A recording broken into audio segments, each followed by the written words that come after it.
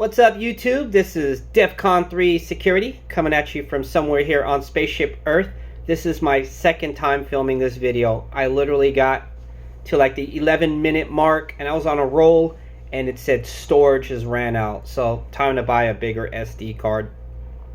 So anyways, today I'm not working. I was supposed to work and then the boss called me up and said, hey, guess what? You're not going to work tonight, but you're going to work tomorrow, Saturday, Sunday. Man, this is a great company I'm working for in the sense that the job is easy, the post they have me at, and the pay is great. But the scheduling, man, it's been terrible. My last company, they would give me my schedule 2 weeks in advance, so I know what to expect. And rarely would they call me in the middle of the week and say, hey man, can you work tonight? And if they did, I'd be like, yeah, because they would usually give me like a 24-hour notice. And of course I'm okay with that. So with this company, not so much, right? So they have their pros and cons, plus and minuses, but in the case of this one, the scheduling's horrible. I've even went as far as sending a pretty firm text message a few days ago and saying, look man, I'm not okay with the schedule. Like literally a few days ago they called me up actually no, I called them. I said, I haven't gotten my schedule this week. It was like 7:30 at night. I'm like, it's already a Wednesday. When the heck am I going to work? So I called the boss and said, hey, what's going on with my schedule? And they're like, oh yeah, you work tonight, midnight, till tomorrow morning. And I'm thinking, that didn't even give me any time to sleep or anything. So I went to work pissed off, like literally just sitting there all night kind of fuming, irritated that I was there. Because I was working on a project at home, and to be pulled from that project to say, well, I better go home, or excuse me, I better go in the house and get a couple hours of sleep before I go to work. It just ruined my day. Anyways, the next day I messaged the boss, told him, look bro, it's not safe for me to be at work last minute with no sleep, totally exhausted, with a firearm on my side. I'm like, you just can't be doing that. And they're like, oh, sorry man, alright, so this is your schedule for this week, and the next week we're going to have you work only Friday, Saturday, Sundays, but 12-hour shifts, which I thought was going to be my schedule moving forward like a month ago, right? So they can't stick to their scheduling routine, and it's driving me absolutely crazy. The good news is I did the math. I have roughly 397 hours more before I can go to the state, get my PPO license, start my own company, DEFCON 3 Security. We're hiring. $50 an hour, full benefits, free uniform, easiest post ever. Hit me up. Hey, anyways, so today's topic is actually I got an email from one of the DEFCON 3 family members here on our channel, right? Shane McIntyre sent me an email. I'm gonna make it brief. His email, it's sort of long, and don't want to run this video any longer than I should, but it was a really well written email. I really want to read the whole thing, but sorry Shane, I'm going to sort of consolidate it. But basically it says, hey Mike, and I'm reading it from my screen here, right? So sorry, I'm looking away. Hey Mike, hope all is well. I'm one of your subscribers on YouTube. You may recognize my name below, or you may not. Anyways, I'm reaching out to you because I have some exciting news. After 5 years in the security industry, I just received and accepted a supervisor position. Congratulations, Shane. With my company, after half a decade of hard work, I'm finally moving up. Now I have a lot of time over the past 5 years seeing people promoted who are not all that bright, or some who are just downright mean or horrible. For years, I looked at bad bosses and would say to myself, man, I'll never be like them. Well, now the time to be the better person has come. So my question, and maybe you can make a video, because I would love to hear the viewers' opinion on this as well. What advice would you give, or your viewers would give, to one of their peers who just got promoted? How can I do my job effectively but still be loyal to the guys I served as equal for years, right? And then he goes on to say, any advice, comments, concerns, opinions from you or your viewers would be greatly appreciated. Please help me be a better leader, not a boss. I like that. Feel free to read this letter out loud in one of your videos if you want to, as I feel it will spark a discussion that I can learn from. My first step in the new position is to humble myself before my peers. Best wishes, Shane McIntyre. Well, Shane, you're off to a good start, man. When you said you want to humble yourself before your peers, you're doing that right now. Look at you. You haven't even put the suit on yet, and you're trying to figure out a way to be a leader and not a boss. So, a job as a supervisor. This is what I've always felt like a supervisor's job position should be. A supervisor's job should be to do everything possible to make the employee's job easier so that they can be more efficient. All right, one more time. So, a supervisor's job is to do everything possible to make that employee's job easier so that they can be more efficient and get more work done, right? Now, I've had bad luck with supervisors. I've never been in a position where I felt comfortable calling my supervisor to come help me out. And let me tell you, I've been stuck on some projects that I could have squashed in like 30 seconds had I had some insight from my supervisor. But I didn't want to call them because they were pricks. I mean, I have more harsher words than that. Trust me, I'm trying to keep it family friendly here. Dude, I've had supervisors where I'd be like, hey, sir, I got a question if you don't mind helping me out. And they always come up like, all right, man, what's going on? What? And right there, it just kills it. The blood pressure shoots up and you want to be like, bro, just get out of here. I don't need your help, And after enough times of calling a supervisor and having them try to help you out, you start to feel like, you know what, I'd rather just try to figure this out because you don't even, you don't bring anything to the table to make me want to, you get what I'm saying, right? Like, I'm just, get frustrated. But yeah, man, I just had bad luck to the point where I pushed back. I'll never forget. I had a small stint at Walmart. I should do a whole series on my Walmart, man, because I had so much stuff go down in that short span of time when I worked in the electronics department. I'll never forget, man. I had a supervisor. I'll call her out. Her name was Anna Lynn. Dude, everybody was afraid of her. Whenever you would say Anna, she'd be like, what? What do you want? And I'm not even exaggerating, dude. If I had some video footage, you would see that was her attitude. She was very condescending. She would always talk down to people. Horrible person. And I'll never forget, I was working at Walmart. I was in the electronics department, and there was some broken glass. Somebody tried to return a table, and there was glass everywhere because it broke. And I says, let me go clean that up. And she's like, what are you doing? Go ring up the customer. And I says, I'm going to take care of that glass first. She goes, no. And she put her hand in my face. Filipino lady. I don't know if it was a cultural thing or what, but you don't put your hand in somebody's face. And I says, look, dude, there's broken glass over there. That customer can wait. And she goes, no, customers come first. And then I says, no, actually safety comes first. And if somebody gets hurt, they're going to ask me, so why did you not clean that mess up? And I'll say, well, I was busy trying to ring up a customer. And I guarantee the boss is going to come down on me. And she says, well, I'm your boss. Go clean it up. And then I just remember flipping out. I'm like, look, Anna, we can have a pissing match all day long, but you're not going to win. So I'm going to go clean up that glass because I know that's the most important thing to do right now. Then I'm going to go to corporate and tell them. And anyways, you can imagine what I told her. Bro, it scared the life out of her. She never gave me issues again. She was like totally kiss up to me. But you know what? I actually made her a supervisor. Every time she came up to me, she would say, hey, Mike, is everything okay? Did you need some help? So, man, I put out that power trip she had. But it was only for me.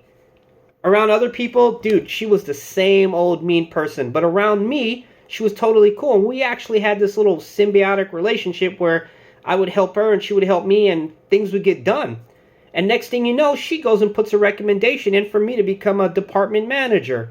And the manager was knocking on my door telling me, hey, Mike, I'd like to see you become an assistant manager and ultimately a manager. And I'm like, nah, I'm cool, dude. And they were shocked. They were like, and incidentally, at that Walmart, I was employee of the month 5 months in a row, dude. That has never happened. As a matter of fact, I was the first employee of the month that company had in 3 years. Once I came aboard, they actually started the whole employee of the month thing. The bottom line is, I'm not trying to brag here, but the bottom line is that supervisor made my life absolutely miserable there. She made other people's lives miserable there. And it took somebody to step up to her and put her in check to bring her back down to a human-like level. But here's the problem. The reason why Anna Lynn was so crazy is because she has bosses that make her crazy. And I've seen it happen. I would watch people there, and I would watch and I would ask questions like, what was this guy's name? I think his name was Joe. He was a cool dude. Damn, I forgot his name. But anyways, Joe, let's just call him Joe. Joe would be like, I would goof around with him. He was the department manager at the time. And I'm like, what's up, Joe? Why are you looking stressed? He goes, you want my job? I said, no, I don't. I just want to know why you're stressed. He goes, because every day, look at here, look, and he pulls out this list, and he had a whole list of things that he needs to do to appease the upper management so he doesn't lose his job. And all of the things on the list were like, make sure that the employees sell credit cards, make sure this, make sure that, get on them about this, get on them about that. So it's not that he was a bad supervisor, it's just that he feared for his job because upper management was so hard on him. And they would come up to him all the time. How many credit cards were sold today? How many? And and he would be like, I don't know, man. They've been trying to push them out. They're not pushing hard enough, Joe. Look, man, you need to really get on their case. So he would come up to us and say, guys, are you trying to sell cards? Are you, And I'm like, yeah, I've been trying, man, but just nobody's, it's not even Christmas time. Nobody wants to put things on credit. And he's like, I know, man, but you gotta. And I would always get pissed, like, why is Joe pushing those cards, dude? Just chill. Not realizing that he had a boss that was getting on his case. And here's the thing, his boss had another boss higher that was getting on their case. So it was all a numbers game. And you're going to find that when you're in that corporate field, man, as much as you want to be the good guy, you really can't, Shane. You could do the best you can, but to be honest, I don't think your bosses want you to be on the same level as the employees.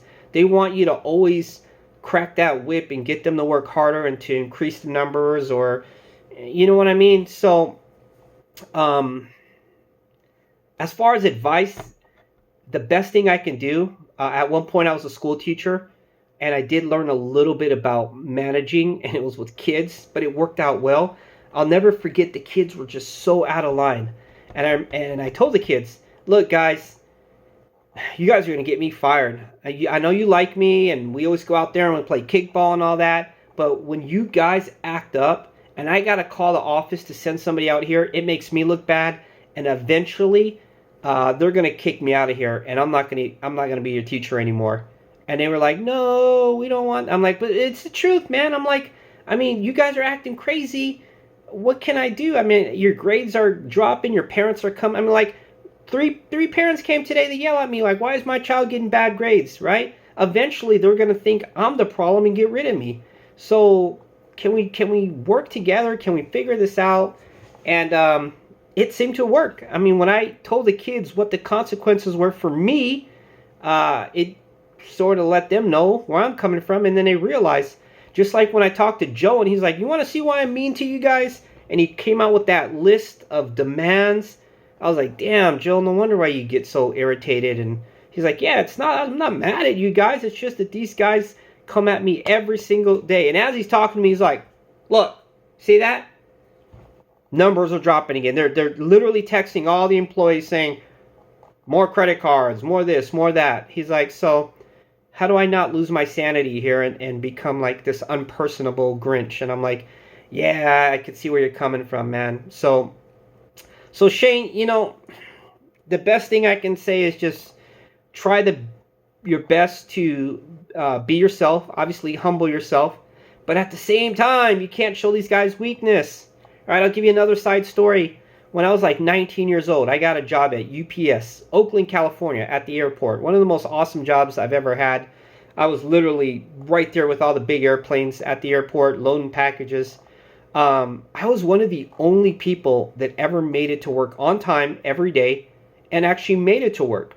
One day, a supervisor, when I say one day, I mean like 4 months later, supervisor by the name of RJ tapped me on the shoulder and said, hey, Mike, what do you think about becoming a supervisor? And I'm like, yeah, I'd like to one day. He goes, well, one day is here. If you want to, we can start orientation, this and that and the other. Next thing you know, I did some sort of first aid class and did some sort of hazmat training because all supervisors need to do that. And I was a supervisor. Okay. And it doesn't, I don't want to like bring any sort of like stereotypes or racism or anything into this, but I was a 19-year-old guy trying to supervise a bunch of African American employees who had been there for 10, 15 years. And here I came out of nowhere, and I'm over here trying to tell them, all right, guys, we need to move it. You know, bro, nobody would listen to me. Literally, I remember telling some guy, hey, man, you can't be sleeping on a job. And he goes, why don't you go tell somebody then?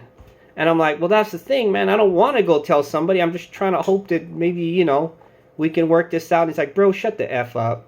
Just literally told me that. And he pulled his hat down like this and closed his eyes. And I'm like, well, dude, then I'm going to have to go tell someone. He's like, all right, go ahead, snitch.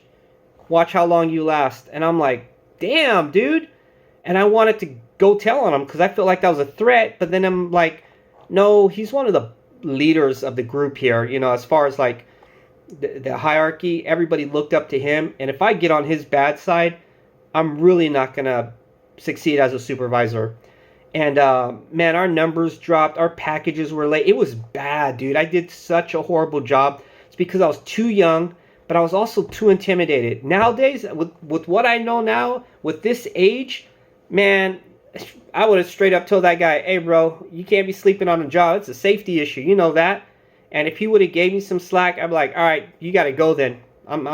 Hey, look, dude, at the end of the day, I want my job. You want your job. But I'm not going to keep my job if you sleep, so bye, right? That's the way I would treat it today. And he would throw attitude, but he would respect that too. He wouldn't see that I'm not budging. He would see that there's no weakness, and it might make him respond. But if he didn't, I'd be like, bye, dude.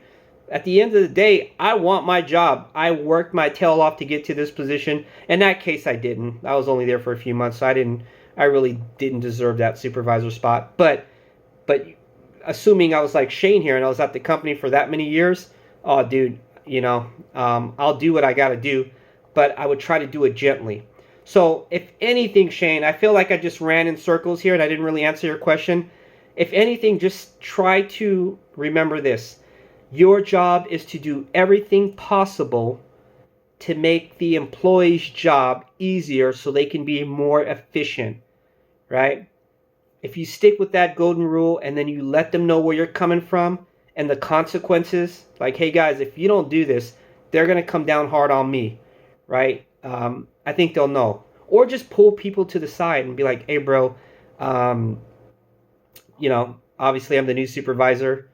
It's a little scary, but at the same time, I don't want you to think I'm, you know, trying to change up on you. I'm still the same person. I'm still Shane, but the roles are going to change a little bit. So I want to not be like the last supervisor. I don't want to be a, you know, I'm trying to avoid bad words here. So, you know, if there's anything I can do to help you out, please let me know. So let's start off on a good foot here. So, you know, you could work it like that. Anyways, guys, it's almost 20 minutes. Thank you for those who followed me through this whole video. I know it's a little lengthy, but I was hoping to throw out enough stuff so that maybe you can pick and pull what you think might work or might not work. But hey, so that's it. Happy Friday here. Stay safe, guys. You know the routine, right? We know our value. Please know your worth. Value your time above all, because we are limited in that. Only have so many heartbeats in life. Please do not waste them. And above all, be safe.